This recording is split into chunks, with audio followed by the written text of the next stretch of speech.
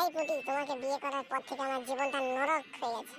আমি কত ভালো থাকতাম, হাসি খুশি বন্ধুদের সাথে করতাম, কত পার্টি করতাম, কত জায়গায় অনুষ্ঠান দেখতে যেতাম, মেলায় ঘুরতাম। আর এখন জীবনটা আমার নরক।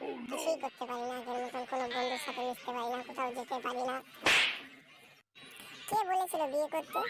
হ্যাঁ, আমি বলেছিলাম? নিজেই তো পাগল হয়ে গেলে, আমাকে না বিয়ে করতে পারলে তুমি নাকি বাঁচবে না, মরে যাবে, তার জন্যই তো আমি বিয়ে করেছি। এখন আমাকে দোষ দিচ্ছ বন্ধু বান্ধবের সাথে ঘুরতে পারছি না তার জন্য? বলেছিলাম তো 2 বছর পর বিয়ে করবো। নিজে স্ট্যান্ড হও, একটা ব্যবসা বাণিজ্য করো।